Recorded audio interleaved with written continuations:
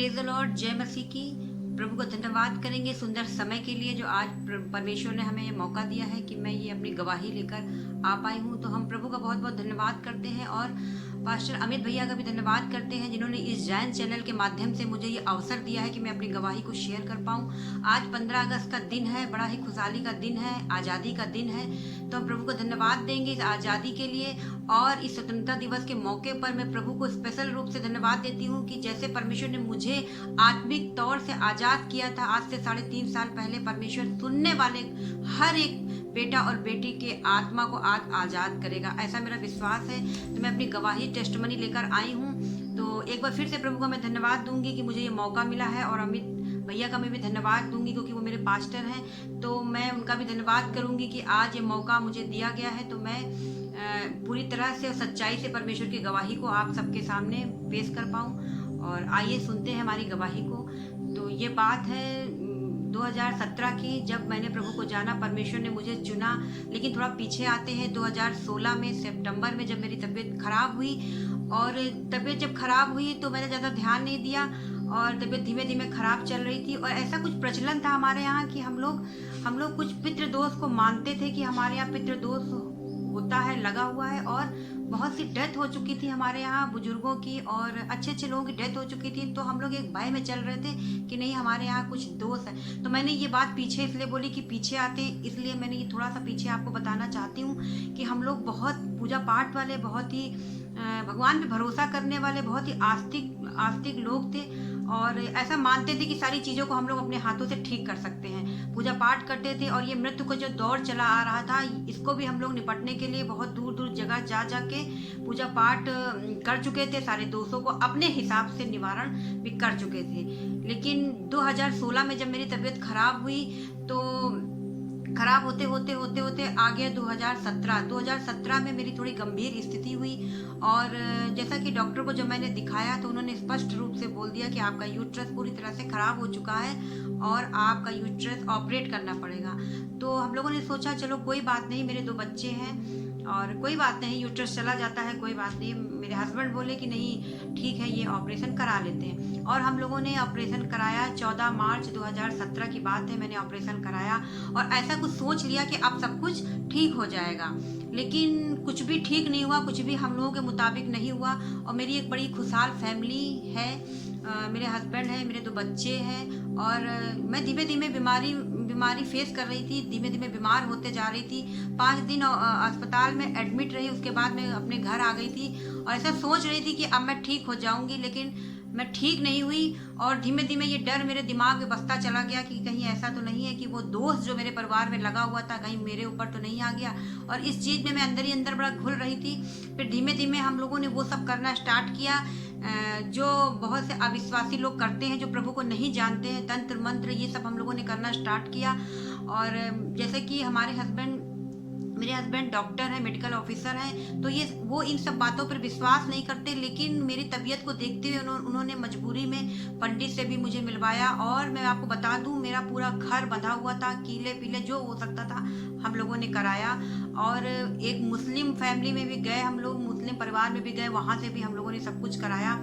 मैं बिल्कुल बताने में मुझे कोई शर्म नहीं आ रही है, क्योंकि मेरी गवाही से प्रभु को महिमा मिले, इसलिए मैं ये बताना चाहती हूँ कि आज इस गवाही के जरिए लोग स्वतंत्र हो। आज 15 अगस्त का दिन है, स्वतंत्रता का दिन है। तो मैं बिल्कुल चाहूँगी कि मेरी गवाही को लोग सुने और आज आज़ाद हो यीशु मसीह के नाम से।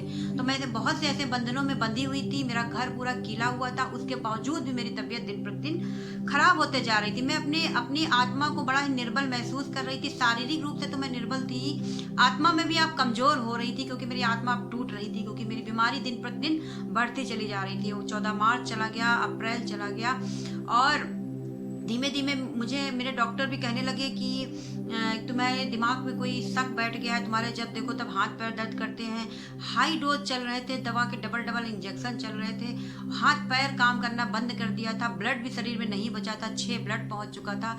और जब ब्लड चढ़ता था, फीवर इतना तेज आता था कि ब्लड सारा फिर जल जाता था। सारी स्थितियां बड़ी खराब हो रही थी। मेरे हस्बैंड जो कि डॉक्टर हैं, अच्छे डॉक्टर से सलाह ले रहे थे कि क्या ऐसी बात है जो इन्हें असर नहीं कर रही दवा। यहाँ तक कि जब इंजेक्शन मेरे लगते थे तो मैं बेहोश हो जाती थी, इतना हार्ड इंजेक्शन मुझे चढ़ता था, खाना कुछ जा नहीं रहा था, दवाइयाँ उल्टी हो रही थी। मैं बड़ा निराश हो चुकी थी और अंदर आत्मा में टूट चुकी थी। और मुझे परमेश्वर की दया से पहले मुझे कोई भी कमी नहीं थी, ना कोई पैसे की कमी हो, ना मेरे परिवार में मेरे बच्चों का प्रेम कम हो, कोई बात की मुझे कमी नहीं थी। इस वजह से मैं अपनी अपनी चीज़ों को लोगों के सामने जाहिर नहीं करती थी।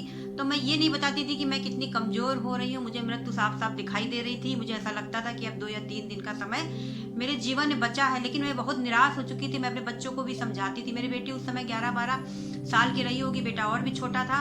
तो मैं अपनी बेटी को भी बताती थी कि नहीं देखो, ये सामान यहाँ रखा, वहाँ रखा। वो पूछती थी कि मम्मा आप ऐसे क्यों बोल रहे हो? तो मैं कहती थी कि वो कहती थी कहीं जा रहे हो क्या? तो मैं कहती थी नहीं नहीं, मैं कहीं जा नहीं रही हूँ, मैं इसे इसलिए बता रही हूँ। मुझे ऐसा लगता था कि अब मेरे दिन खत्म हो रहा है, क्योंकि मैं रसोई में 10 दिन तक नहीं गई थी। मैं खाना नहीं बना सकती थी क्योंकि मेरी बॉडी में इतनी सामर्थ्य नहीं थी कि मैं खाना बनाऊं। मेड लगी हुई थी, पूरा दिन वो रहती थी। अच्छा, इन स्थितियों को फेस करते करते करते करते हम लोग 29 जून की बात है जब हम लोग डॉक्टर के पास गए। ये बोले अब मैं उन डॉक्टर को नहीं दिखाऊंगा, और इन्होंने एक नए डॉक्टर के पास मुझे ले गए। ये तो वो डॉक्टर बड़ी शौक दी, बोली कि इनके शरीर में तो बिल्कुल भी दम नहीं है, आप इन्हें तुरंत एडमिट कराएं, और नहीं तो आप नहीं एडमिट कराएंगे तो ये कोमा में चली जाएंगी, क्योंकि आप बॉडी में दवाई ये मुंह से खाएं, इनकी इतनी सामर्थ्य नहीं है। तो मैंने कहा कि डॉक्टर साहब मैं अभी तो बच्चों को नहीं लाई हूँ, क्योंकि पैसे भी कहीं हद तक खत्म हो रहे थे। जब उन्होंने एडमिट होने के लिए बताया तो फिर मैंने सोचा, हम लोग आपस में एक दूसरे की तरफ देखने लगे कि नेक्स्ट डे जब आएंगे पैसों के साथ तो बच्चों को लेकर आएंगे, तब एडमिट होंगे। लेकिन उन्होंने तुरंत एडमिट होने के लिए बताया,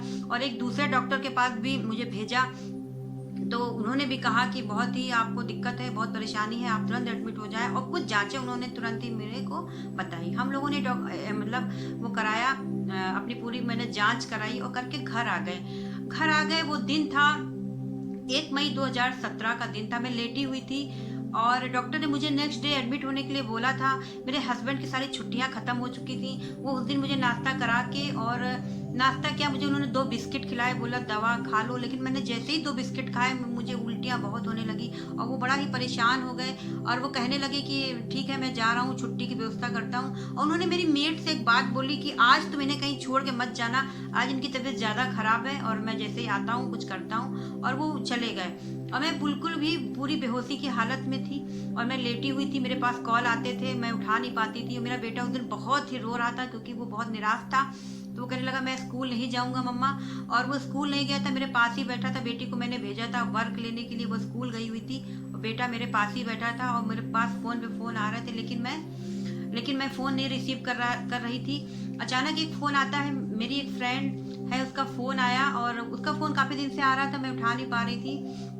तो मैंने बेटे से बोला, कुछ परमेश्वर की दया हुई कि मैंने वो फ़ोन पिकअप किया, मेरे बेटे ने उठाया और उसने मेरी बात कराई। तो उस बहन ने कहा कि अभी आपकी तबीयत खराब है? मैंने कहा हाँ अभी मेरी तबीयत खराब है। बोली कि आप अगर बोलो तो मैं लेकर आऊँ, मैं पास्टर जी हैं उनको लेकर आऊँ। तो मैं बड़ी निराशा से और बड़ी ही इग्नोर दशा में होकर ये बात बोली कि ठीक है ले आओ। मैंने सोचा कि सारा कुछ तो मैं कर चुकी हूँ, और ये भी कर लेती हूँ, ईसाई धर्म है ये भी मैं अपना लेती हूँ, या सुन लेती हूँ क्या जाता है। क्योंकि वो बहुत दिन से बताया करती थी प्रभु के बारे में कि मेरे प्रभु में जो होते हैं उनकी बीमारियां नहीं आती हैं, लेकिन मैंने कभी विश्वास नहीं किया था। तो जब उसने ये बात बोली कि नहीं बोलो तो मैं लेकर आती हूँ, तो मैंने कहा ठीक है ले आओ। और वो समय था 12 बजा हुआ था, मुझे याद है वो अद्भुत दिन था, इसलिए मुझे एक एक पल उस दिन का याद है। 12 बजा हुआ था। उसने कहा ठीक है हम अभी निकलते हैं, 1 घंटे में आपके पास पहुंचते हैं। तो मैंने कहा ठीक है। और मैं आपको बता दूं मैं बड़ा गंदा सूट पहनी थी। गंदा क्या, मेरी हालत नहीं थी कि मैं कपड़े चेंज कर पाऊँ, और मैंने सोचा 1 घंटे में ये लोग आएंगे तब तक मैं अपने थोड़े से कपड़े चेंज कर लेती हूँ, लेकिन मेरी बॉडी में इतनी भी दम नहीं थी कि मैं कपड़े चेंज कर पाऊँ। मैंने उससे बात करी, उसके बाद मैं कब लेटी कब सो गई, मेरी हालत बेहोशी की दशा की थी, और मैं नहीं जान पाई वो 1 घंटा कब हो गया और वो लोग आ गए। सच में बताऊं आज अद्भुत दिन है, और परमेश्वर की महिमा हो इस गवाही से कि जब वो लोग आए, प्रभु के दास और दासी दोनों आए, और सच में मुझे उनको देख के बड़ी ही निराशा हुई कि मुझे लगा कि नहीं मेरी तबीयत इतनी खराब है, मेरे साथ तो कोई बहुत बड़े लोग आने चाहिए थे, कुछ बड़े लंबे चौड़े लोग आने चाहिए थे जो मेरे लिए कुछ करते और मैं ठीक हो जाती। मुझे बड़ी ही निराशा हुई, लेकिन प्रभु के दास और दासी ने जब बोला कि नहीं आप विश्वास करके बैठिए, आप प्रार्थना को सुनिए। और मैं सच बताऊं तो मैं प्रार्थना भी नहीं सुन पा रही थी, क्योंकि मैं लेटे लेटे प्रार्थना सुन रही थी। और मुझे बहुत ही उल्टियाँ हो रही थी, प्रार्थना हो रही थी और मैं लेकिन इतना ज़्यादा रो रही थी। मेरा बेटा और मेरी बेटी भी आ चुके थे, हम लोग रो रहे थे बहुत ज़्यादा। और मैंने आँख खोल कर देखा तो वो लोग घुटनों पर आके मेरे लिए प्रार्थना कर रहे थे। वो अद्भुत दृश्य था। तो मैंने परमेश्वर की सामर्थ्य को उस समय अपनी बॉडी में महसूस किया, लेकिन नहीं जान पाई कि सच में परमेश्वर ने मुझे छुआ है, काम किया। और वो लोग जब प्रार्थना करके चले गए तो मैं सो गई। और जब मैं शाम को उठी तो मुझे बड़ा ही अद्भुत तरीके से वो कुछ हल्का शरीर में महसूस हुआ। और मैं अपने आप चल के बाहर लॉन में बैठी जाके, तो मेरे हस्बैंड जब 4 बजे आए तो उन्होंने कहा तुम बाहर बैठी हो, क्या तुम्हारी तबीयत ठीक है? मैंने उनको पूरा बात बताई कि नहीं ऐसा कुछ हुआ है आज। तो वो बोले कि ठीक है, कोई बात नहीं, तुम कैसे भी सही हो, लेकिन तुम्हारा सही होना हो जाना ज़्यादा सही है। तो मैंने कहा ठीक है, ऐसा हुआ है और मुझे कुछ ज़्यादा अच्छा लग रहा है। तो बोले ठीक है, लेकिन नेक्स्ट डे मुझे एडमिट होने के लिए जाना था। तो जैसा कि मेरे हस्बैंड लेकर आए थे, छुट्टी लेकर आए थे, और मैंने अपनी सिस्टर इन लॉ को भी फ़ोन कर दिया था कि मेरे बच्चे आपके पास रहेंगे और मुझे एडमिट होना है। तो ये सारी हम लोग भूमिका बना के दूसरे दिन जब निकले, और निकल के जब हम अस्पताल पहुंचते हैं और जब मेरे सामने और मेरे हस्बैंड के सामने रिपोर्टें आना चालू हुई, तो आप विश्वास नहीं करेंगे कि वो सारी रिपोर्टें नॉर्मल एक पर एक रिपोर्टें नॉर्मल जा रही थी। और हमारे हस्बैंड आके फाड़ फाड़ के वो सारी रिपोर्टें देख रहे थे। तो मेरे हस्बैंड भी कह रहे ये कैसे हो गया? मैंने कहा मैंने भी सोचा ये कैसे हो गया। और मेरे पास पास्टर जी का फोन आ रहा था और मेरी सिस्टर इन लॉ का फोन आ रहा था कि रिपोर्ट में क्या आया है, लेकिन हमारे मुंह से शब्द नहीं फूट रहा था कि हम उनको क्या बताएं कि एक दिन पहले तो हमारा TLC इतना ज्यादा बढ़ा हुआ था, एक दिन पहले तो हमारी रिपोर्टें इतनी गड़बड़ थी कि डॉक्टर ने अर्जेंट मुझे एडमिट होने के लिए बताया था, एक दिन पहले तो ऐसा था कि मैं कोमा में चली जाती, और एक दिन बाद ऐसा क्या हो गया कि सारी रिपोर्टें मेरी नॉर्मल आई। तो प्रभु का धन्यवाद हो। लेकिन मैंने किसी का भी आंसर नहीं दिया, किसी का भी फोन नहीं उठाया। इसलिए नहीं उठाया कि कहीं ऐसा ना हो कि जब ये रिपोर्टें डॉक्टर के सामने जाती हैं तो कोई ना कोई बीमारी मेरे अंदर से निकल आए, क्योंकि मुझे टाइफाइड भी था, मुझे कोलाइटिस भी था, मुझे फीवर भी बहुत आता था, इतनी सारी बीमारियां और सिर्फ एक प्रार्थना से कम हो गई, बिल्कुल मेरे जीवन से चली गई। तो ये अद्भुत था मेरे लिए। तो मैं डॉक्टर के पास गई और डॉक्टर शॉक्ड रह गई देख के, बोलती तुम्हें क्या हुआ है? मैंने कहा मुझे कुछ नहीं हुआ है, बस ये मुझे इस समय बिल्कुल सही लग रहा है। तो बोली तो फिर क्या है, तुम क्यों आई हो? तुम जाओ, तुम्हारी रिपोर्टें सारी नॉर्मल है। तो प्रभु का धन्यवाद हो। और जब दूसरे डॉक्टर के पास गई तो वो तो बिल्कुल अद्भुत तरीके से मेरी पिछली रिपोर्टें मांग रहे हैं और ये रिपोर्टें देख रहे हैं और दोनों आपस में मिला रहे हैं, और उन्हें कुछ भी समझ में नहीं आ रहा था। जैसा कि दास और दासी ने बोला था कि सिर्फ डॉक्टर तुम्हें हेल्थ की दवा देंगे, और सिर्फ उन्होंने ये कहा आप बड़ी वीक हैं और मैं जो तुम्हें हेल्थ की दवा देता हूँ। और फिर मैं बिल्कुल निकल आई और फिर मैंने फोन किया और प्रभु की महिमा हो कि वो सारी रिपोर्टें नॉर्मल। प्रभु ने मुझे अद्भुत तरीके से चंगा किया। एक रात में परमेश्वर ने चंगा किया। और मैं आपको बता दूं, सिर्फ चंगा ही नहीं किया, मेरे हाथ में जो जख्म थे, घाव हो गए थे, इंजेक्शन जा के मेरे हाथ कांपते थे, पैरों में बल नहीं बचा था। परमेश्वर ने वो सब भी घाव एक रात में परमेश्वर ने मुझे आजादी दिलाई। तो परमेश्वर का धन्यवाद हो और दास और दासी का धन्यवाद हो कि उनकी प्रार्थनाओं के जरिए परमेश्वर ने मुझे चंगा किया। और ना सिर्फ चंगा किया, आज परमेश्वर ने मुझे अपनी सेवा के लिए खड़ा किया है और मैं एक चर्च भी चलाती हूँ। प्रभु को मैंने अपना जीवन दिया है और परमेश्वर का धन्यवाद हो। और मेरी यही दुआ है कि परमेश्वर ने जैसे मुझे चंगा किया है, सुनने वालों को हर एक को परमेश्वर अद्भुत रीति से चंगाई दे। तो प्रभु का धन्यवाद करेंगे। और आइए एक छोटी सी दुआ में चलते हैं। मैं जरूर सी एक दुआ करना चाहूंगी। आंखों को बंद करेंगे और प्रभु को धन्यवाद देंगे। प्यारे पिता परमेश्वर, सर्वशक्तिमान परमेश्वर, हम आपका धन्यवाद देते हैं। पिता तेरे अद्भुत रीति वाले प्रेम के लिए हम धन्यवाद देते हैं प्रभु, जो तूने क्रूस पे बलिदान होके दिया। मेरे प्रभु मेरे पिता, मैं आज प्रार्थना करती हूँ उन सबों के लिए प्रभु जी जो इस गवाही को सुन रहे हैं प्रभु जी। जैसे तूने अद्भुत रीति से प्रभु जी मुझे आत्मिक तौर से चंगा किया था, मेरे प्रभु सुनने वाले हर एक पर प्रभु तेरा अनुग्रह हो और हर एक को तू आजाद कर प्रभु जी। जैसे हम शारीरिक रूप से 15 अगस्त के वाले दिन आजाद हुए थे प्रभु, तेरा आत्मा हमें शारीरिक रूप से नहीं बल्कि आत्मिक रूप से चंगा करे प्रभु। धन्यवाद करते हैं प्रभु जी, तेरा अनुग्रह हर एक पर हो प्रभु जी। तू सबको चंगा कर, सबको स्वतंत्र कर प्रभु, क्योंकि जहाँ तेरा आत्मा है वहां तेरी स्वतंत्रता है। होने दीजिए परमेश्वर, तेरे आत्मा का अनुग्रह हर एक पर हो।